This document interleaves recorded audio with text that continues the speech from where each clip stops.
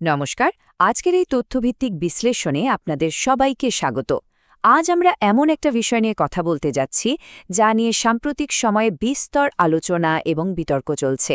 পশ্চিমবঙ্গের সীমান্ত নীতিতে আসা একটা বড়সড় পরিবর্তন।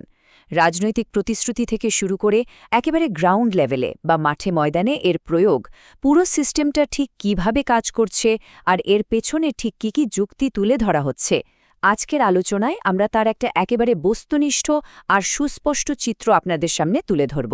তো চলুন শুরু করা যাক। আলোচনার শুরুতেই জাস্ট একবার এই সংখ্যাটার দিকে নজর দিন। ১.৫ কোটি। বুঝতেই পারছেন, রাজনৈতিক পর্যায় থেকে উঠে আসা এই বিশাল দাবিটা পরিষ্কার করে দিচ্ছে যে সীমান্ত নিয়ে তৈরি হওয়া এই ইস্যুটার আকার ঠিক কতটা বিশাল। এখানে মাত্র কয়েক হাজার মানুষের কথা বলা হচ্ছে না, বলা হচ্ছে প্রায় ১.৫ কোটি মানুষের কথা। আর এই বিশাল স্কেলটাই কিন্তু আমাদের বুঝতে সাহায্য করে যে কেন এই ক্র্যাকডাউন বা কড়াকড়িকে ঘিরে এত বেশি আলোড়ন তৈরি হয়েছে। তো পুরো ব্যাপারটা ঠিক কিভাবে কাজ করছে তা বুঝতে আমরা আজকের এই বিশ্লেষণকে কয়েকটা ভাগে ভাগ করে নেব। আমরা পর্যায়ক্রমে দেখব: ১. পশ্চিমবঙ্গের অভিবাসন ক্র্যাকডাউন। ২. সিএএ এবং সুরক্ষিত মর্যাদা। ৩. শনাক্তকরণ, বাতিল এবং নির্বাসন কৌশল। ৪. উল্লিখিত জাতীয় নিরাপত্তা উদ্বেগ। ৫. জনসংখ্যাগত এবং অর্থনৈতিক চাপ। এবং সবশেষে ৬. বাংলাদেশের সাথে কূটনৈতিক উত্তেজনা। প্রথমেই ১ নম্বর পয়েন্ট, পশ্চিমবঙ্গের অভিবাসন ক্র্যাকডাউন। দেখুন, নতুন এই নির্দেশনার একদম মূল ভিত্তিটাই হল ক্ষমতার সরাসরি হস্তান্তর। মানে আগে যেখানে রাজ্য পুলিশ নথিবিহীন অভিবাসীদের আটক করে নিজেদের হেফাজতে রাখত, এখন সেটা আর হবে না। নির্দেশ দেয়া হয়েছে এদের সরাসরি বর্ডার সিকিউরিটি ফোর্স বা বিএসএফের হাতে তুলে দিতে হবে। সোজা কথায়, আটক হওয়ায় মানুষগুলোর ব্যবস্থাপনার ক্ষেত্রে এখন থেকে বিএসএফই প্রধান এবং প্রত্যক্ষ নিয়ন্ত্রক হিসেবে কাজ করবে। আমাদের ২ নম্বর পয়েন্ট, সিএএ এবং সুরক্ষিত মর্যাদা। এখানে একটা গুরুত্বপূর্ণ বিষয় আছে। সবাই কিন্তু এই ক্র্যাকডাউনের আওতায় পড়ছেন না। এখানেই চলে আসছে সিটিজেনশিপ অ্যামেন্ডমেন্ট অ্যাক্ট বা সিএএ এর প্রসঙ্গ। এই আইনের অধীনে হিন্দু, বৌদ্ধ, খ্রিস্টান, শিখ, জৈন এবং পার্সি সম্প্রদায়ের মানুষ, যারা মূলত ধর্মীয় নিপীড়নের কারণে ৩১ ডিসেম্বর ২০২৪-এর আগে ভারতে এসে আশ্রয় নিয়েছেন, তাদের এই নির্বাসনের হাত থেকে পুরোপুরি অব্যাহতি দেওয়া হচ্ছে। যারা এই নির্দিষ্ট মানদণ্ডগুলো পূরণ করবেন তাদের একটা সুরক্ষিত মর্যাদা দেওয়া হবে এবং কোনোভাবেই পুশব্যাক করা হবে না। এরপর ৩ নম্বর পয়েন্ট, শনাক্তকরণ, বাতিল এবং নির্বাসন। এবার প্রশ্ন হল, এই পুরো প্রক্রিয়াটা প্রশাসনিকভাবে ঠিক কিভাবে কাজ করছে। পুরো সিস্টেমটা মূলত ৩টে ডি এর উপরে দাঁড়িয়ে আছে: ডিটেক্ট, ডিলিট আর ডিপোর্ট। প্রথমে শনাক্তকরণ। এখানে ভোটার তালিকা বা সরকারি রেশন প্রকল্পের ডেটাবেসের মতো ডিজিটাল ফুটপ্রিন্টগুলো ঘেঁটে অনাগরিকদের খুঁজে বের করা হচ্ছে।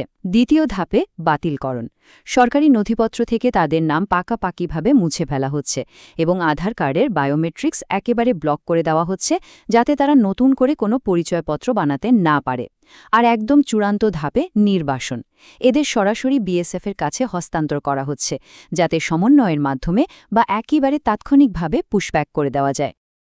আগের আর নতুন পদ্ধতির মধ্যে তফাতটা কিন্তু দিনের আলোর মতো পরিষ্কার।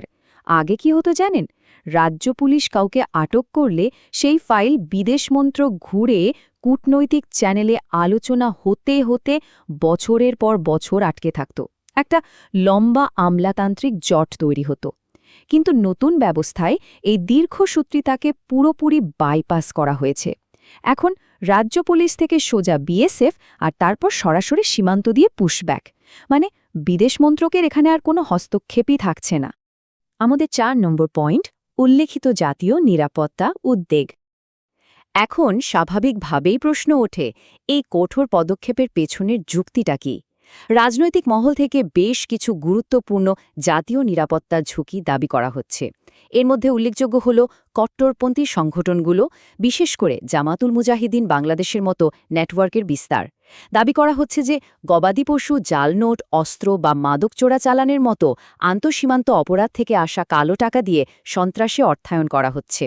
এমনকি ভারতের জন্য অত্যন্ত সংবেদনশীল এবং কৌশলগত জায়গা যেমন শিলিগুড়ি করিডোর, সেখানে বিদেশি গোয়েন্দা সংস্থাগুলো এই নথিবিহীন মানুষদের গুপ্তচর বা প্রক্সি হিসেবে ব্যবহার করতে পারে বলেও গভীর উদ্বেগ প্রকাশ করা হয়েছে।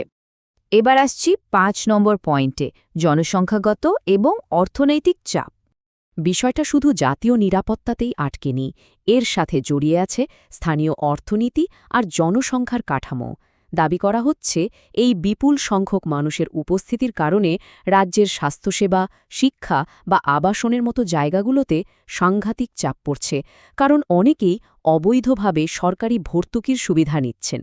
এছাড়া বনভূমি ধ্বংস করে বেআইনি দখলদারি চলছে। সীমাবর্তী জেলাগুলোতে জনসংখ্যার অনুপাতে এমন পরিবর্তন এসেছে যা পুরো এলাকার সাংস্কৃতিক পরিচয়টাই বদলে দিচ্ছে। আর এই সব কিছুর জেরে অপরাধ চক্রে দাপট বাড়ছে, যার ফলে স্থানীয় আদিবাসী ও মূল অধিবাসীরা নিজেদের জায়গাতেই ক্রমশ প্রান্তিক হয়ে পড়ছেন। এবং শেষ পয়েন্ট ৬, বাংলাদেশের সাথে কূটনীতিক উত্তেজনা। এই সব কিছুর প্রভাব কিন্তু শুধু দেশের ভেতরেই আটকে নেই, এখানে একটা স্পষ্ট ভূ-রাজনৈতিক টানাপোড়েন তৈরি হয়েছে। ব্যাপারটা দেখুন, একদিকে ভারত বিএসএফের মাধ্যমে সরাসরি পুশব্যাক নীতি নিয়েছে, আর অন্যদিকে বাংলাদেশ একে সার্বভৌমত্বের লঙ্ঘন বলে কড়া প্রতিবাদ জানাচ্ছে। এই পুশব্যাক নিয়ে রাজনৈতিক নেতাদের মন্তব্যের জেরে ভারতীয় হাইকমিশনারকে তলব করার মতো ঘটনাও কিন্তু ঘটেছে। ভারতের হতাশার জায়গাটা হল নির্বাসনের ফাইলগুলো ৫ বছর ধরে পড়ে আছে, ওদিক থেকে কোনো সাড়া নেই, আর বাংলাদেশ বলছে পর্যাপ্ত প্রমাণ ছাড়া তারা এসব মানবে না। এই যে একটা আমলাতান্ত্রিক অচলাবস্থা, এটাই মূলত দুই দেশের মধ্যে উত্তেজনা বাড়াচ্ছে। আর ভাববেন না যে এসব শুধু আলোচনার টেবিলেই আটকে আছে। রিপোর্ট বলছে ২০২৫ সালের মে মাস থেকে ২০২৬ সালের জানুয়ারি মাসের মধ্যেই নাকি প্রায় ২৫০০ জনকে পুশব্যাক করা হয়েছে। এই সংখ্যাটাই প্রমাণ করে যে নীতিটি শুধু খাতা কলমে নেই, বরং গ্রাউন্ড লেভেলে খুব জোর কদমে এর প্রয়োগ ইতিমধ্যে শুরু হয়ে গেছে। আমাদের আলোচনার একেবারে শেষে এসে একটা বড় প্রশ্ন কিন্তু থেকেই যাচ্ছে। একদিকে অভ্যন্তরীণ নিরাপত্তার স্বার্থে এই ডিটেক্ট ডিলিট রিপোর্ট কৌশলের অত্যন্ত কঠোর প্রয়োগ হচ্ছে, যা সীমান্তের বাস্তব চেহারাটাকেই বদলে দিচ্ছে। কিন্তু অন্যদিকে এর ফলে একটা স্পর্শকাতর ভূ-রাজনৈতিক ফাটলও তৈরি হচ্ছে।